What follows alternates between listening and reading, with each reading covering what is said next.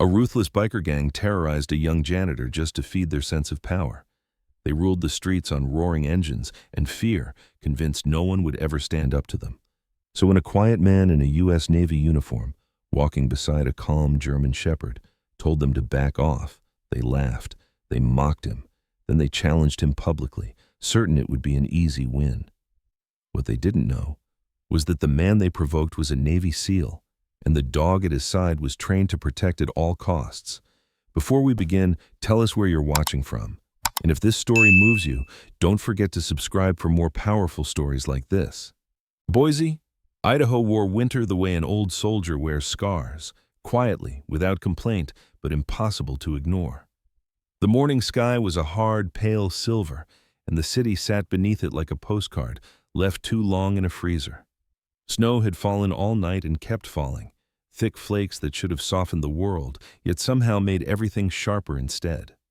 The streets were scraped clean in long gray lanes, bordered by walls of plowed snow that glittered under the bright, unforgiving daylight. Even the air seemed to ring.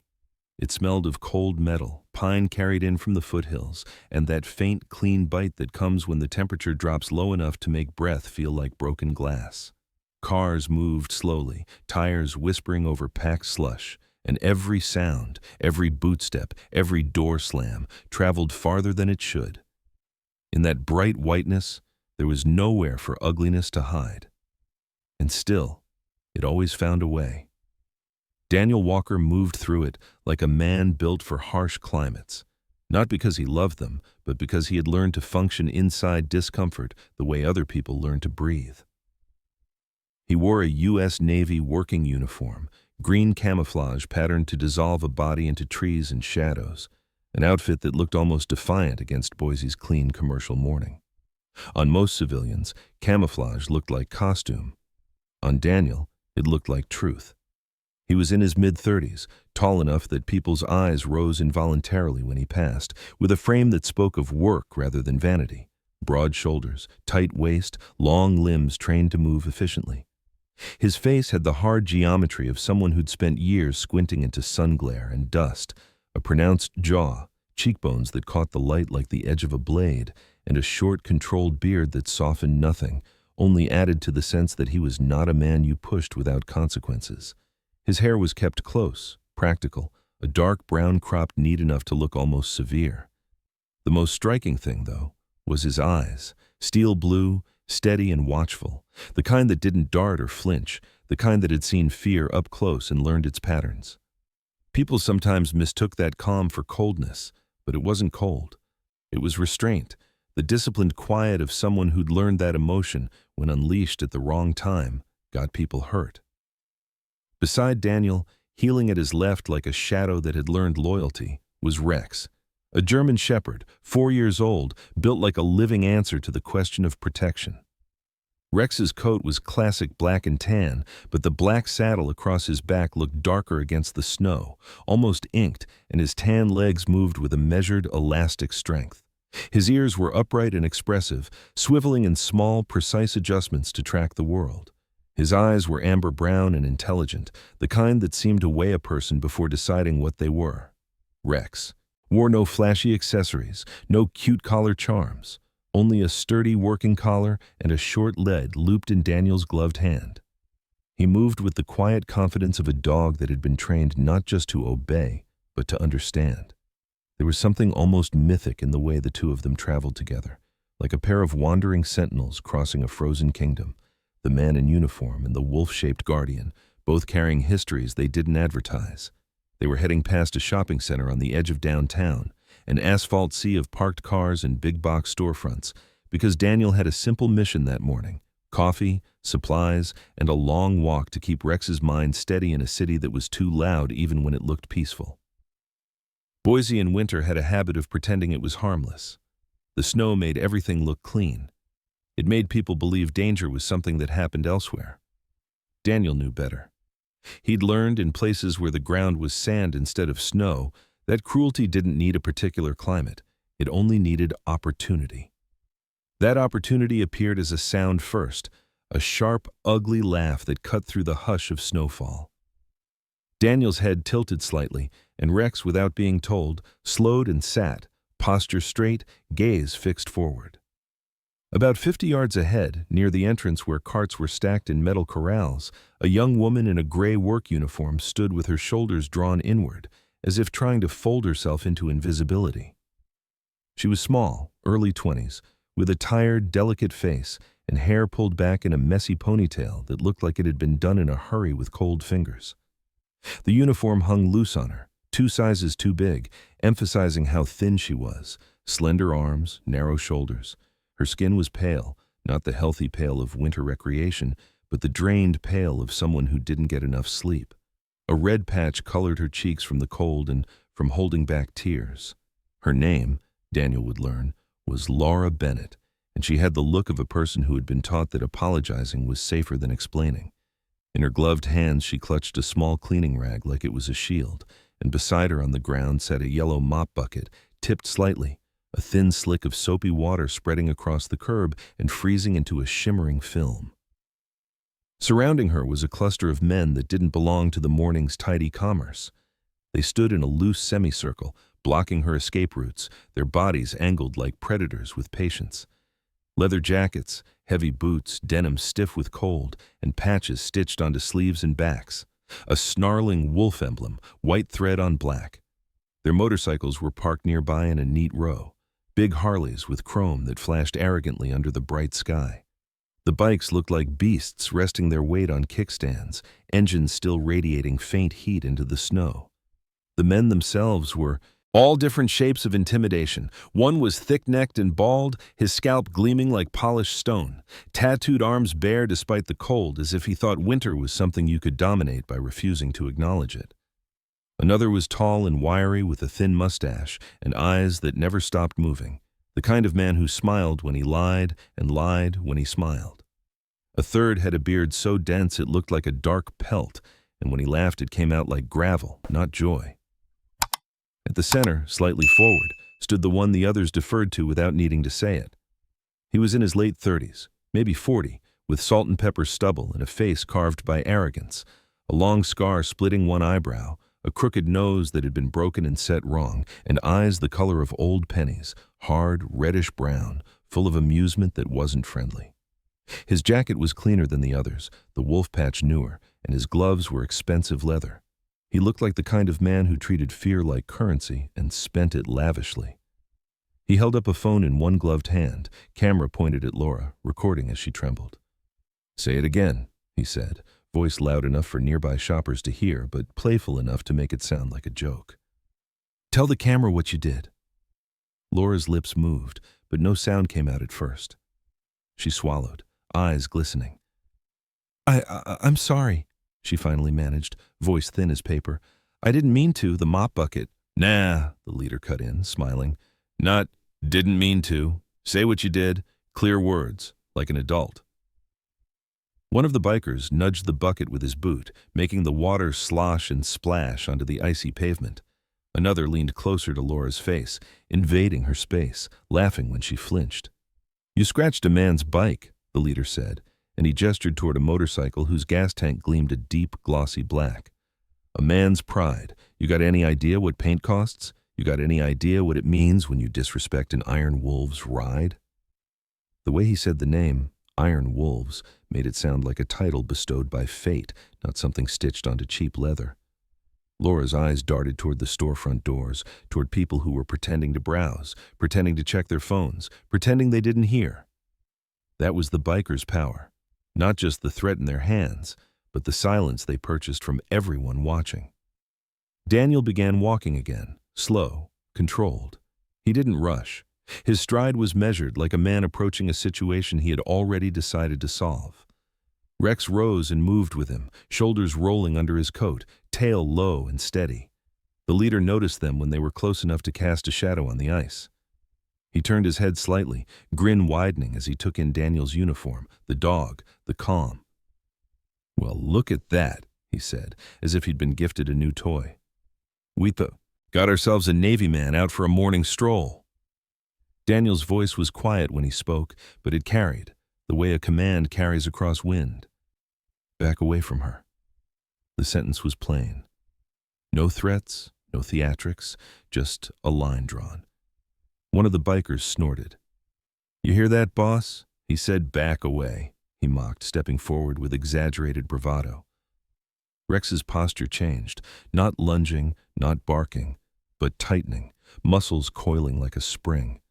His ears were forward, and a low sound began in his chest, a vibration more than a growl, like distant thunder rolling under ice.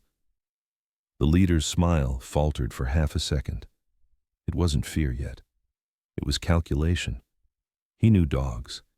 He knew what that sound meant, a warning, clean and controlled. Daniel's gloved hand rested lightly near Rex's collar, not to restrain him so much as to remind the world that the dog was disciplined. "He's under control," Daniel said, eyes locked on the leader. "Are you?" For a moment, the snow seemed to pause in midair. People nearby froze with shopping bags in hand, eyes flicking between leather and camouflage, between a trembling young woman and a man who looked like he had walked out of a harder world into theirs.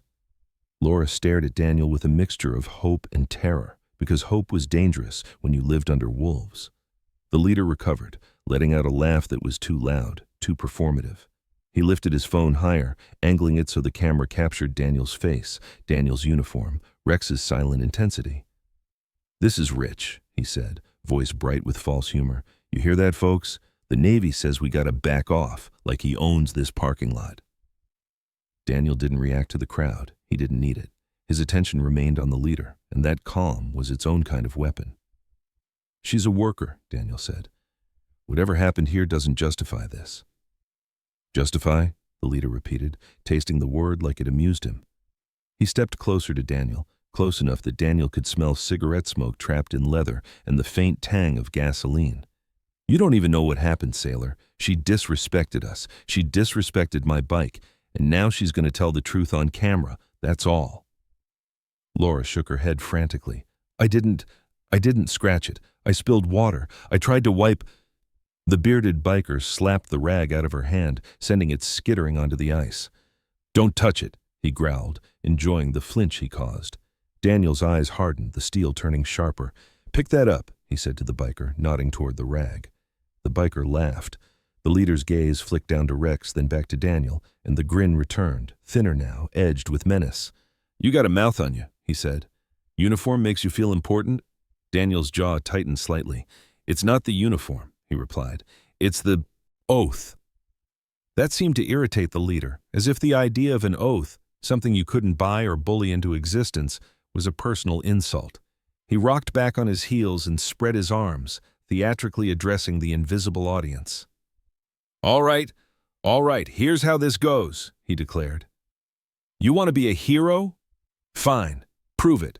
Come down to our clubhouse tomorrow, noon, man to man." He tapped his phone, still recording. "You show up, you get your little justice moment. You don't show up." He turned his head toward Laura, and his smile vanished. "Then she pays for dragging you into this." Laura's breath hitched. Daniel's eyes narrowed. He understood immediately what this was, a public challenge designed not for honor, but for control, a stage, a trap. Yet walking away would leave Laura alone with wolves who had already learned her scent. Daniel looked past the leader to the line of motorcycles, to the way the other men watched with eager anticipation, like they wanted violence the way some men wanted applause. Then he looked at Laura, at the exhaustion on her face, at the way she held herself like someone used to being pushed.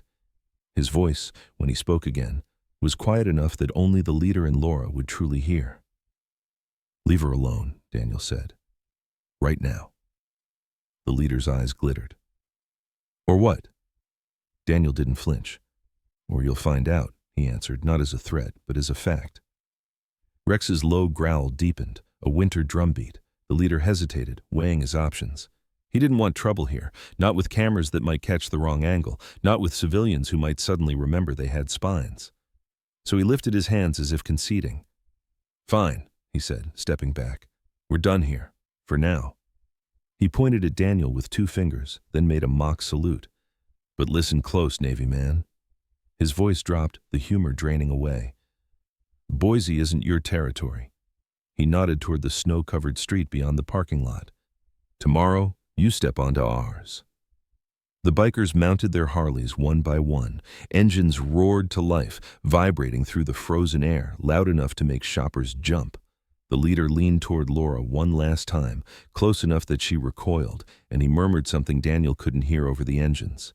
Whatever it was, it made Laura's eyes squeeze shut as if she'd been slapped. Daniel stepped forward slightly, and the leader laughed, swinging a leg over his bike. "See ya, hero," he called.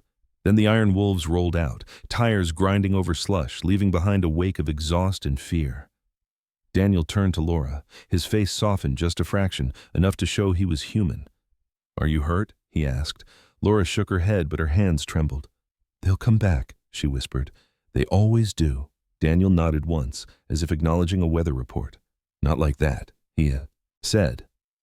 He bent and picked up the rag from the ice, handed it back to her. He didn't touch her, didn't crowd her. He gave her space, as if he understood that being cornered had been enough for one morning. Rex stood beside him, eyes tracking the retreating bikes, posture steady. Laura's gaze dropped to Daniel's uniform, to the camo pattern, the patches, the unmistakable authority of someone who had lived by rules that didn't change depending on who was watching. "Why are you here?" she asked, voice small. Daniel's eyes flicked to the sky, to the bright snowfall. "Passing through," he said, "but I don't pass through people." Laura swallowed hard, as if that sentence was both a gift and a danger. Daniel began to guide Rex away, intending to get Laura somewhere safer, somewhere warmer. As they moved toward the sidewalk, Rex's ears snapped forward. His body went rigid. A deep, sudden growl rolled out of him, low, controlled, unmistakably serious. Daniel stopped instantly, gaze following Rex's focus. On the fresh snow near the edge of the parking lot, a set of tire tracks curved, newer than the rest, crisp and dark, as if a motorcycle had turned around not long ago, pivoting to follow rather than leave. Daniel's jaw tightened. He didn't need Rex to tell him what it meant, but Rex had told him anyway. They weren't done, not even close. Daniel didn't rush Laura away from the shopping center. Rushing made people look hunted, and hunted people drew attention. Instead, he walked at a steady, deliberate pace toward the nearby bus stop, Rex heeling close enough that Laura could feel the quiet reassurance of his presence without being crowded by it. The snow continued to fall, thick but gentle, and the world remained painfully bright, light bouncing off white pavement, glass storefronts and windshields until everything felt exposed. Boise in winter didn't allow shadows to hide in. It forced everything into the open. The bus stop sat beneath a metal canopy dusted with snow, its bench cold and damp, the posted route map fluttering slightly in the wind. Laura perched on the edge of the bench, shoulders hunched inside her oversized jacket, hands wrapped around a paper cup of coffee Daniel had bought her from the corner kiosk. She looked younger in the stillness, almost fragile, her brown hair escaping its tie in loose strands that framed a face worn thin by worry. Up close, Daniel could see faint scars on her knuckles, old and healed badly, the kind that came from years of working with harsh chemicals and cheap equipment, not from violence, but from neglect. "They'll circle back," Laura said quietly, staring at the road as if expecting engines to roar into view at any second. Her voice carried a flat resignation, not panic. Fear had burned itself out in her long ago, leaving something colder behind. "They always do. Iron Wolves don't like being embarrassed." Daniel nodded, eyes scanning reflections in the glass panels behind the bench. "Tell me about them," he said. "Not rumors. What you've seen." Laura exhaled slowly, as if deciding whether the truth was worth the risk. "They started showing up about 3 years ago," she said. "At first it was just bikes, loud engines, late nights. Then the patches appeared. Then the charity rides. They collect donations for veterans, for sick kids, for winter shelters." Her mouth twisted. "I clean offices at night. I hear things. Those donations never go where they're supposed to." Rex lay down at Daniel's feet, head up, ears alert, eyes following every passing car. The dog's calm presence seemed to steady Laura, and she continued. "They control blocks at a time. Shops, parking garages, storage units. If you own a business, they offer protection, monthly fee, cash only. If you don't pay, windows get smashed, deliveries go missing. Health inspectors show up for surprise visits." She swallowed. "People learn fast." Daniel's jaw tightened slightly. He had seen the same structure overseas, just dressed differently. Power always wore local clothing. And you? He asked. Laura looked down at her coffee. I clean the underground garage beneath their clubhouse, she admitted. It's part of my route. I didn't know at first. I just knew it paid a little extra, no questions asked. Then I started noticing things. Crates that didn't match the labels, smells that didn't belong. Daniel's gaze flicked to Rex. What kind of smells? Laura frowned, searching for words. Fuel. Not like gas stations, stronger, and metal, like pennies and oil. Rex let out a low huff, not a growl, just acknowledgement. Daniel filed it away. They watch me, Laura went on. I feel it every shift, cameras everywhere, men pretending to smoke, pretending to text. That bike today, I didn't touch it. I swear, the water splashed near the tire. That's all it took. Daniel believed her. People like Iron Wolves didn't need reasons. They needed excuses. A city bus rolled in, brakes hissing, doors opening with a tired groan. Laura shook her head. I can't go home yet, she said. They know where I live.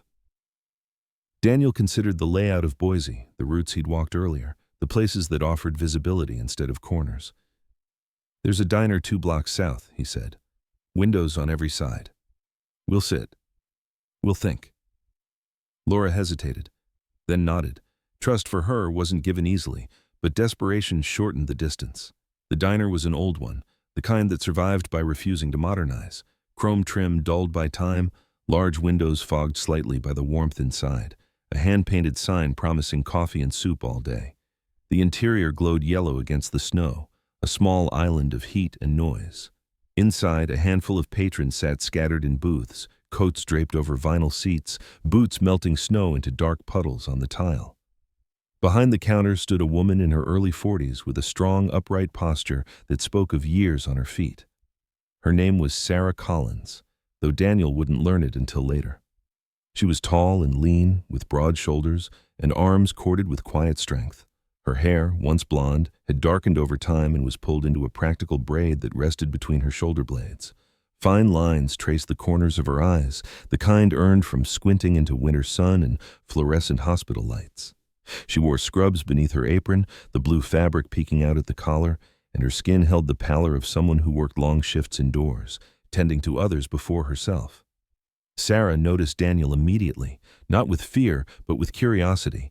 Years as an ER nurse had trained her to read people fast. She clocked the uniform, the dog, the way Laura hovered slightly behind him. Sit anywhere, she called out, voice firm but warm. Coffee's fresh. Daniel chose a booth with a clear view of the entrance and the street beyond. Rex settled under the table, tucking himself in neatly, eyes never leaving the room. Sarah brought menus and poured coffee without being asked, her gaze lingering briefly on Laura's trembling hands. Cold day, she said, not as small talk, but as an offering. Laura nodded. Feels colder than usual. Sarah met Daniel's eyes for a second longer than politeness required. There was recognition there, not of him specifically, but of his kind. You military? She asked quietly. Was, Daniel replied. Sarah gave a single nod. Figures, my brother was Army, came back different. She didn't elaborate, but the tightness around her mouth told a story of loss that hadn't softened with time. She moved away, leaving them with coffee and space. Daniel watched her go, then turned back to Laura. You said underground garage, he said. Where? Laura gave directions, naming streets, landmarks, entrances that didn't show up on public maps. Daniel listened, building a mental grid. When she finished, he leaned back slightly and looked down at Rex. After this, he said softly, we're taking a walk. Rex's tail thumped once against the floor, controlled enthusiasm. They left Laura at the diner, under Sarah's watchful eye, and stepped back into the cold. The parking garage sat beneath Iron Wolves' clubhouse, a low concrete structure painted black, its sign stylized with the same wolf emblem stitched onto leather jackets.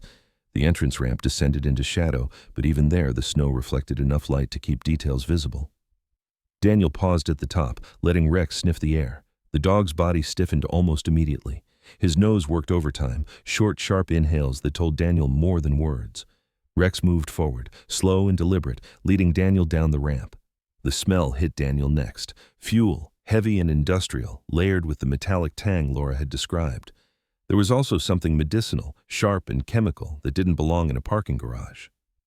Rex stopped near a row of storage cages at the far end, each padlocked, each labeled with innocuous names: supplies, event gear, donations. He sat and looked up at Daniel, ears forward, issuing a silent alert. Daniel crouched, examining the ground. Tire marks overlapped in tight patterns, evidence of frequent movement. A faint dusting of white powder clung to one crate's corner, already half dissolved by melting snow tracked in by boots. Daniel didn't touch it. He didn't need to. He straightened and scanned the ceiling. Cameras, exactly as Laura had said. Well placed, expensive. Not the kind you bought for charity events. This wasn't just intimidation, it was logistics. As they turned to leave, Daniel felt the weight of being watched settle between his shoulders. He didn't look back. He didn't give whoever was behind the cameras the satisfaction.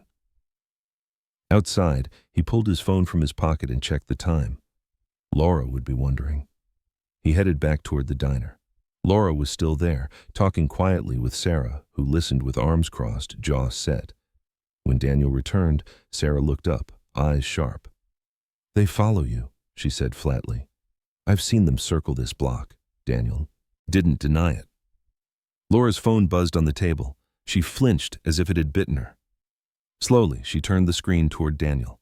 The message was from an unknown number. No emojis, no punctuation, just words that cut clean and deep. "If you want your mother left alone, stay away from the soldier."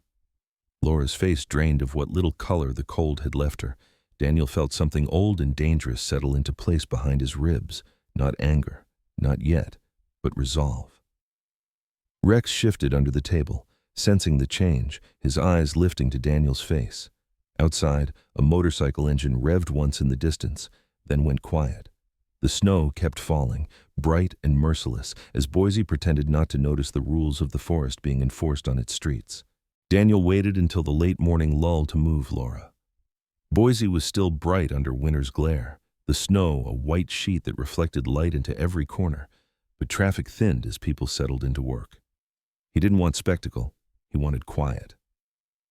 They took a side street lined with aging apartment blocks, brick darkened by decades of freeze and thaw, windows patched with plastic against drafts. The building Laura led him to had once been respectable. Now it leaned into the cold like an old man conserving warmth, radiators clanking behind thin walls, the stairwell smelling faintly of disinfectant and boiled cabbage. On the second floor, Laura stopped outside a door with peeling paint and a crooked brass number. Her hand shook as she unlocked it. Inside, the apartment was small but meticulous. Everything arranged with the care of someone who could no longer afford chaos. A single lamp glowed by the window, its shade yellowed with age. An oxygen concentrator hummed softly near a recliner, tubing coiled like a lifeline. Laura's mother sat there, wrapped in a thick cardigan, hands folded in her lap.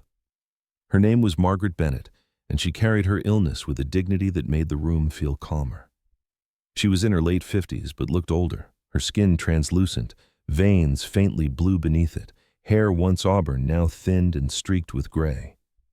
Her face had gentle lines, the kind etched by years of smiling more than scowling, though breathlessness had recently taught her new stillness.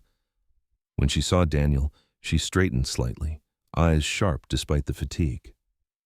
"You must be the man Laura keeps apologizing to," Margaret said, managing a wry smile. Daniel shook his head. "No apologies needed," he replied, voice respectful. Rex lay down near the door, positioning himself so he could see the hallway without blocking it, his presence grounding the space. Margaret's gaze lingered on him. "He's beautiful," she said. "Looks like he knows his job." "He does," Daniel answered. Laura hovered near the kitchenette, twisting her fingers. Daniel took in the apartment with a practiced glance. No excess, no luxuries, everything functional. He saw the pill bottles lined up with careful spacing, the calendar on the wall marked with appointment times, the stack of unopened mail weighed down by a paperweight shaped like a small stone heart. "I won't take long," Daniel said to Margaret. "I just wanted to meet you." Margaret studied him, eyes narrowing slightly, not with suspicion, but assessment. "You wear your uniform like it still matters," she said. "That tells me something." Daniel met her gaze. "It matters," he said simply. Laura's breath caught at the quiet conviction in his voice. Margaret nodded, satisfied. "Laura told me about the men on the motorcycles," she said. "I told her to keep her head down." Her fingers tightened on the cardigan. "That's what people like us do." Daniel didn't argue. He knew better than to dismiss survival strategies earned through pain. "I'm not here to give money," he said. Laura flinched as if she'd been accused of asking. Daniel continued, steady. "I'm here to give you my word. What's happening to your daughter ends. Not today, maybe not tomorrow, but it ends." The room seemed to hold its breath. Margaret looked at him for a long moment, then glanced at Rex, who lifted his head slightly as if acknowledging her. "Words are easy," she said, not unkindly. "Promises get broken." Daniel nodded. "I know," he said. "That's why I'm careful with mine." He stood then, not wanting to linger, and Laura walked him to the door. In the hallway, she whispered, "Thank you," the words carrying more weight than gratitude alone. Daniel inclined his head. "Stay visible," he told her. "Crowds, light, call me if anything changes." Outside, the cold slapped his face awake. He headed downtown, letting Rex set a brisk pace. Boise's core was compact, its streets tidy, businesses proud in a quiet Western way. Daniel didn't need introductions, he needed listening. His first stop was a repair shop tucked between a tire warehouse and a closed-down print store. The sign read, "Reynolds Automotive," letters faded by sun and snow. Inside, the smell of oil and rubber was thick, comforting in its honesty. Mark Reynolds stood at a lift, sleeves rolled up, forearms scarred and strong. He was a man in his early 50s with a square build and a face permanently smudged with grease that seemed to have become part of his skin. His beard was salt and pepper and trimmed short, his eyes a wary brown that softened only when he spoke about engines. Years ago, a drunk driver had killed his younger brother on a winter road. Since then, Mark trusted machines more than people. When Daniel introduced himself and mentioned Iron Wolves, Mark's jaw tightened. "They use my place," he said flatly. "Not officially. They bring bikes in after hours, pay cash, ask questions, and suddenly you're waiting 3 weeks for parts deliveries." He wiped his hands on a rag. "I've got a kid in college. I keep my head down." Daniel didn't push. He thanked Mark and moved on. At the diner, Sarah Collins poured coffee with the same efficient grace, her eyes tired but alert. In daylight, Daniel noticed the faint tremor in her hands she masked with motion. She listened as he asked about Iron Wolves, her jaw setting harder with each sentence. "They came into the ER once," she said. "2 of them, broken knuckles, bruised ribs. They wouldn't tell us how it happened, threatened a resident who asked." She leaned closer, lowering her voice. "People like that don't just scare civilians, they scare systems." The last stop was a small park near the river, benches half buried in snow. Tom Harris waited there, as arranged through Sarah, hands tucked into the pockets of a heavy coat. He was a former police officer, late 60s, tall but stooped now, the result of an old back injury that had ended his career early. His hair was white and close-cropped, his face deeply lined, eyes pale blue and watchful. He'd been respected once, known for fairness, until an internal investigation, prompted by his refusal to ignore evidence tied to a powerful group, had pushed him out. "Iron Wolves know how to work angles," Tom said, breath fogging. "They donate to the right causes, they sponsor youth events, they make it expensive to look at them too hard." He glanced at Rex. "But dogs don't care about paperwork." Daniel smiled faintly.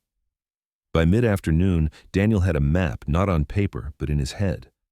Businesses compromised, institutions intimidated, people isolated. It was a familiar pattern. He headed back toward the outskirts, following the grid Laura had described. Snow thinned where plows rarely went, turning roads into pale corridors bordered by scrub and chain-link fences. Rex's gait changed as they moved farther out, his focus sharpening, nose lifting to test the air.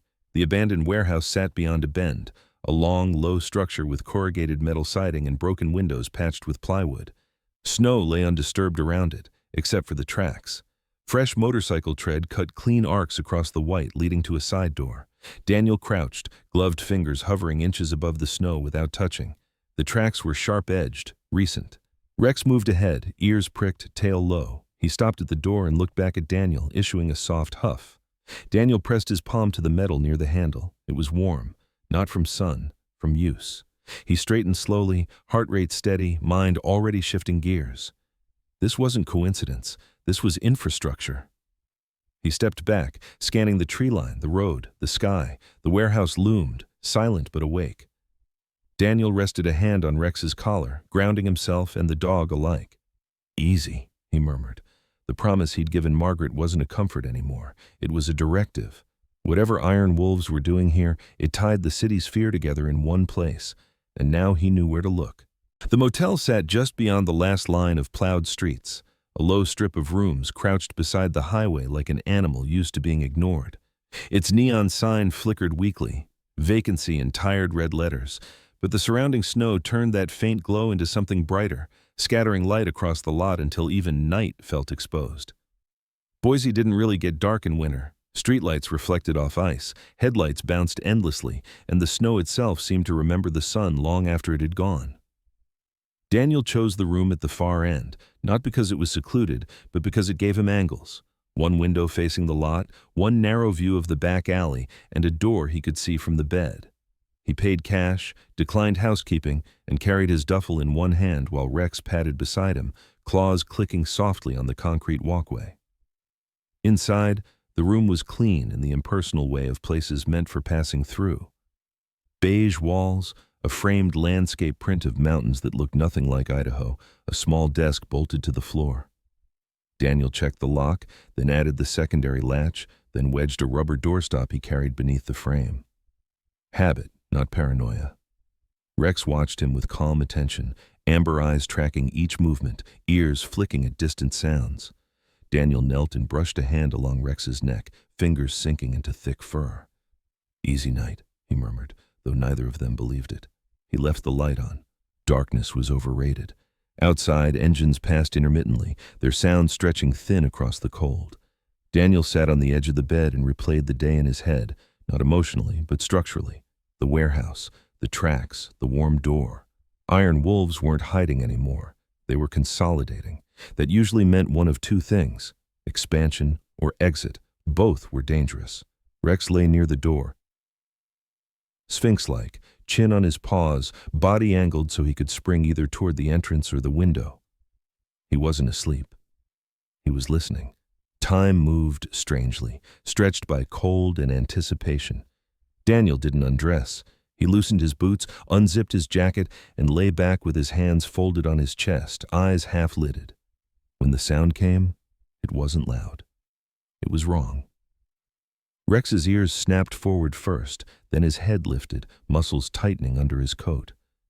A soft click echoed near the lock, almost lost beneath the hum of the heater. Daniel's breathing slowed. He rolled silently off the bed, moving to the shadowed side of the room, one hand lifting in a signal Rex understood without training words. Hold. The click came again, followed by the faint scrape of metal against metal. Someone whispered outside, the voice low and impatient. "You sure this is the one?" Another voice answered, rougher, carrying a laugh that tried to sound confident. "Uniform guy with the dog. Yeah, boss wants him scared." The latch rattled, the doorstop held, then a buzz. Harder shove came, wood creaking. Rex didn't bark, he didn't growl. He rose in a smooth, silent motion, hackles lifting just enough to show intent. The door burst inward with a splintering crack, the latch giving way under force. Two men stumbled into the room, momentarily blinded by the light. They were big, both of them, built more for intimidation than finesse. The first had a shaved head and a thick neck wrapped in a faded tattoo of barbed wire. He carried a short baton, the kind meant for breaking bones quietly. The second was leaner, jittery, his beard patchy and unkempt, eyes darting like a cornered animal's. He held a heavy wrench, knuckles white. "Where?" the shaved man began, and that was as far as he got. Rex launched, not wildly, not rabidly, but with controlled precision, a black and tan blur crossing the room in a heartbeat. He struck the shaved man's chest, knocking him backward into the doorframe with a grunt, jaws clamping onto the padded sleeve of his jacket. The man screamed, surprise turning to panic as Rex's weight and leverage took him down. Daniel moved at the same instant. He closed the distance on the second intruder before the wrench could swing fully, stepping inside the arc, forearm smashing into the man's wrist. Bone met bone. The wrench clattered to the floor. Daniel hooked a leg behind the man's knee and drove him down, pinning him with a knee to the back, one arm twisted high enough to make resistance pointless. "Don't move," Daniel said, voice calm, almost bored. Across the room, the shaved man flailed as Rex maintained pressure, teeth bared inches from flesh without breaking skin. "Heel!" Daniel commanded. Rex released immediately, backing off and sitting, chest heaving, eyes locked on the fallen man. Silence rushed in, broken only by the intruder's ragged breathing and the hum of the heater. Daniel flipped the light switch again, brighter this time, and secured both men with zip ties from his kit, efficient and methodical. He called the police and waited. They arrived fast, tires crunching over snow, blue lights strobing against white ground. Officer Mike Turner stepped through the broken door first. He was in his early 40s, broad-shouldered but not bulky, with a face weathered by years on patrol, square jaw, light stubble, eyes that had learned to measure situations before reacting. His uniform was immaculate, his posture professional, but when his gaze landed on Daniel's NWU and then on Rex, something shifted, recognition. "You serve?" Turner asked quietly, gesturing for his partner to cuff the intruders. "Did," Daniel replied. Turner nodded once. "Figured. Army? Navy?" "SEALs," Turner said, not asking. He'd grown up near a base. He knew the look. Turner listened as Daniel explained the break-in, concise and factual. When he finished, Daniel lowered his voice. "I don't want this loud," he said. "Not yet. They're testing boundaries. If they know this failed, they'll adapt." Turner considered him for a long moment, then glanced at the two men being hauled upright. One was already crying, the other glaring through pain. "I can log it as a disturbance," Turner said finally. "Delayed report. Gives us time." Daniel met his eyes. "That's all I'm asking." Turner nodded. "But don't push your luck," he added. "Boise isn't blind, just careful."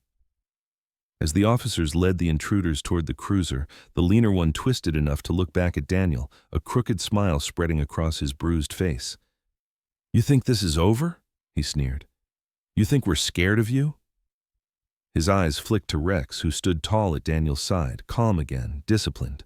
The man's smile sharpened. "It's the dog," he said softly, like sharing a secret. "That's the real target." The cruiser doors slammed. Engines started. The lights faded into the distance, leaving the motel lot bright but quiet once more. Daniel stood in the doorway, breath visible in the cold air, one hand resting on Rex's collar. He didn't chase the threat. He didn't react outwardly at all. But something inside him shifted, aligning with grim clarity. Threats against him were noise. Threats against those under his protection were a different language entirely.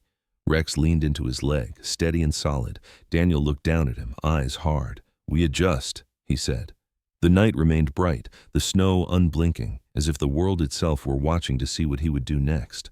The Iron Wolves announced the winter ride the way predators announce territory, loudly, publicly, and with just enough spectacle to make backing out feel like surrender. Flyers appeared overnight on poles and storefront windows, their wolf emblems stamped in black ink that bled slightly on wet paper. Social feeds filled with short clips of engines revving, riders carving arcs through fresh snow, captions promising charity, brotherhood, and grit. By late morning, the outskirts of Boise had transformed into a bright, frozen amphitheater. The storm that rolled in was not violent, but relentless, snow falling in steady curtains that softened sound and sharpened light. Floodlights lined the open lot near the warehouse district, their white beams bouncing off ice and chrome until the whole scene glared like midday. Spectators gathered in insulated jackets and knit caps, breath pluming, phones raised. The wolves arrived in formation, bikes snarling as if eager to tear the quiet apart. Daniel came on foot, NWU crisp against the whiteness, Rex at his side. He did not rush. He did not hide. He stood where the light was strongest. Rex sat on command, posture perfect, snow collecting along his back and ears like a dusting of stars. The crowd noticed them immediately. A uniform draws eyes the way blood draws sharks. The leader stepped forward to meet him, and the space seemed to bend around that movement. Jack Reaper Nolan carried his reputation the way some men carried scars, openly and with pride. He was tall and rangy, late 40s, with a lean build hardened by years of riding and fighting. His face was narrow, angles sharp, cheekbones prominent beneath wind-burned skin. A thick beard, iron gray and black, framed his mouth, and his hair was pulled back into a tight tail that showed a hairline receding without apology. His eyes were pale, almost colorless, the kind that looked through people rather than at them. A jagged scar cut down from his temple toward his jaw, a souvenir from a crash years ago that had killed his closest friend and reshaped Jack's sense of loyalty into something ruthless. He wore a leather jacket heavier than the others, the wolf patch stitched thick and clean, gloves creased with use. When he smiled, it was thin and calculated. "Boise showed up," Jack said, spreading his arms as if blessing the crowd. His voice carried easily over engines and wind, practiced for control. "Win a ride for a good cause." Laughter rippled. A few riders revved in response. Jack's gaze returned to Daniel. "And we got ourselves a guest." He walked closer, boots crunching on packed snow. "You made things interesting last night." Daniel's eyes stayed level. "You broke into my room," he said. Jack chuckled. "Testing doors," he replied, "seeing what opens." He glanced down at Rex, then back up. "Dog's disciplined. I respect that." Daniel didn't answer. Jack turned to the crowd, phone cameras tracking him. "Let's keep this clean," he announced. "No mess, no cops." He looked at Daniel again. "Man to man. You win, Iron Wolves roll out of Boise. Simple." A murmur swept the onlookers.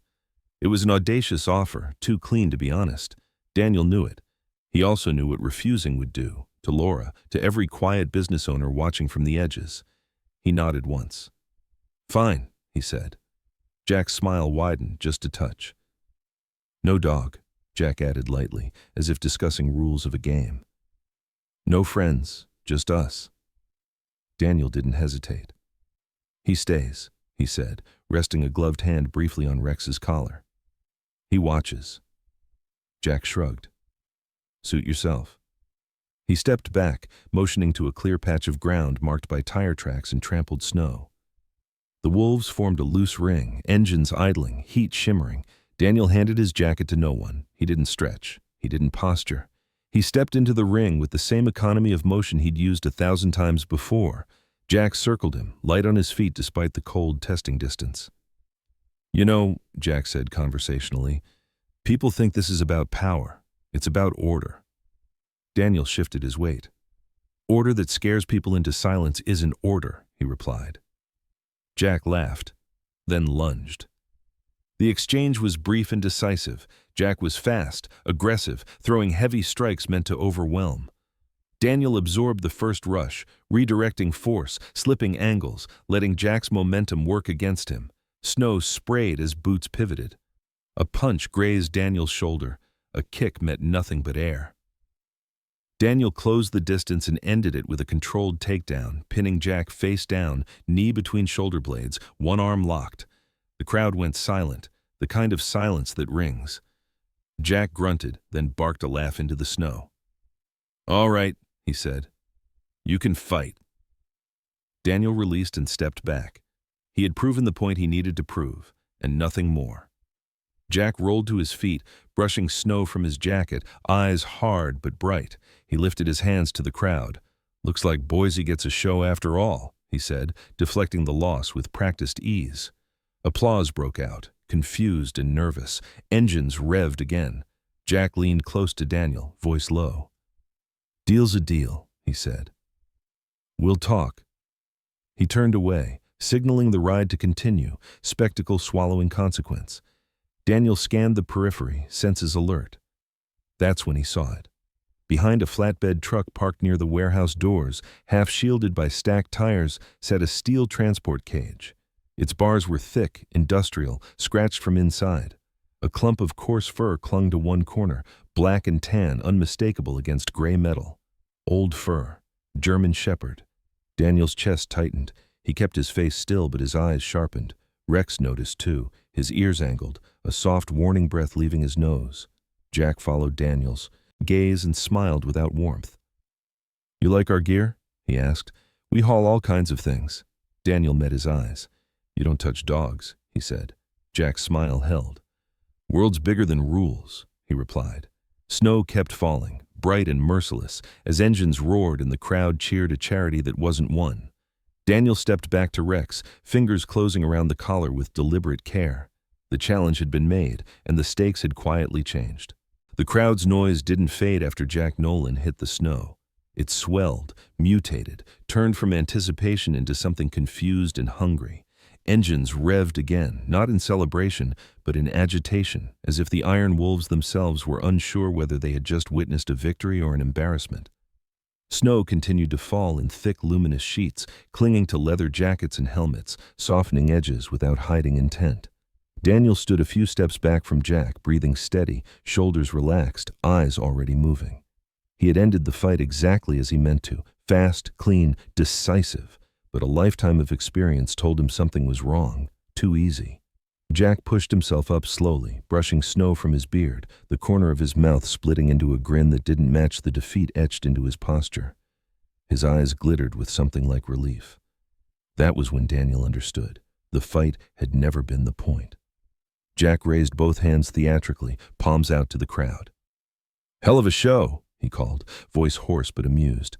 "Guess the Navy still teaches boys how to dance." Laughter rippled through the wolves, forced and sharp. Daniel's gaze drifted past Jack, scanning the ring, the bikes, the trucks, the shifting bodies. Rex sat where he had been left, posture perfect, snow dusting his back and ears. His eyes were locked on Daniel, steady and trusting. That trust hit Daniel harder than any punch. The wolves closed ranks loosely, pretending to disperse, pretending the moment was over. That pretense was the second layer of the trap. Daniel saw it unfold in fragments, a rider stepping too close to Rex from behind the flatbed truck, gloved hand hidden by his body. Another wolf coughing loudly, drawing attention, Jack's shoulders shaking with laughter that grew too loud, too unrestrained. The man moving toward Rex was not one Daniel recognized. He was younger, late 20s perhaps, with a narrow frame and restless energy. His face was pale and sharp-featured, cheekbones jutting, lips thin and cracked from cold. A short, uneven beard shadowed his jaw, and his eyes flicked constantly, unable to settle, as if fear lived just beneath his bravado. He wore no visible patch, only a plain leather vest over thermal layers, someone meant to blend, not lead. In his gloved hand, hidden near his thigh, was a small injector, translucent barrel catching light for a split second. Rex sensed him a heartbeat too late. The dog turned his head, ears angling back, muscles tensing, but discipline held him in place. Daniel shouted Rex's name at the same instant the needle plunged. The man lunged forward, quick and desperate, jabbing the injector into the thick fur at Rex's shoulder. Rex yelped, not in pain but in surprise, and surged to his feet. His legs faltered almost immediately, coordination slipping like traction on ice. He stumbled once, twice, then collapsed onto his side in the snow, breath coming fast and shallow. The world narrowed to a tunnel of sound and motion. Daniel moved without thought, every instinct screaming protect, but Jack was already there, hands on Daniel's arms, weight thrown forward. "Easy," Jack said, laughter bubbling up, eyes wild. "You won the dance. Don't spoil the encore." Daniel's body tensed, the urge to finish Jack clawing up from somewhere dark and old. He could feel how easily it would be. One movement, one lock, one end. But Rex lay in the snow, struggling, amber eyes clouding with confusion. The choice slammed into Daniel with brutal clarity. He could secure Jack, end him here, satisfy the crowd's expectation of justice, or he could break contact and reach his partner before whatever poison was spreading took him too far. Daniel shoved Jack back, hard enough to send him sprawling, and dropped to his knees beside Rex. Snow soaked through his pants as he pressed a hand to Rex's chest, feeling the frantic heartbeat. "Stay with me," he murmured, voice low and steady, the same tone he'd used in deserts and mountains when everything else fell apart. Rex's tail twitched weakly, his breathing ragged. Jack rolled onto his side and started laughing in earnest, the sound cracked and manic. He pushed himself upright, snow clinging to his beard, eyes bright with triumph. "You see," he shouted, spreading his arms, "this was never about me." He took a step closer, wolves forming a loose wall behind him. "You can beat a man," Jack continued, voice rising. "But a man can choose what you love." Daniel didn't look up. His focus was entirely on Rex. He ran his hands along the dog's shoulder, searching for the puncture, finding it quickly beneath the fur. He ripped open the injector casing, scanning the markings. Not lethal, not meant to be. Sedative, heavy, designed to incapacitate fast. Jack crouched a few feet away, boots crunching, grin stretched too wide. "Relax," he said. "Dog'll wake up, eventually." Daniel's jaw clenched, muscles in his neck standing out. He lifted his eyes then, meeting Jack's gaze. There was no rage there, no shouting, just a cold, focused intensity that made Jack's grin falter for half a second. "You touched him," Daniel said quietly. Jack tilted his head. "That's the price," he replied. "You wanted Boise, you can have it, empty." He gestured around at the wolves, already beginning to drift back toward their bikes. "We're done here." Daniel knew better than to believe him, but belief didn't matter now. Rex's breathing hitched. Daniel slid an arm under his chest, careful, lifting his head slightly to keep his airway clear.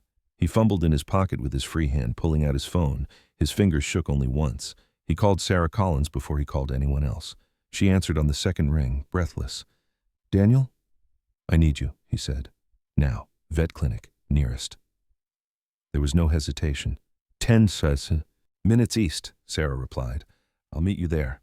Daniel ended the call and looked up again. Jack was still watching, enjoying the scene like a man savoring the last note of a song. Snowflakes melted into his beard, water streaking down into his grin.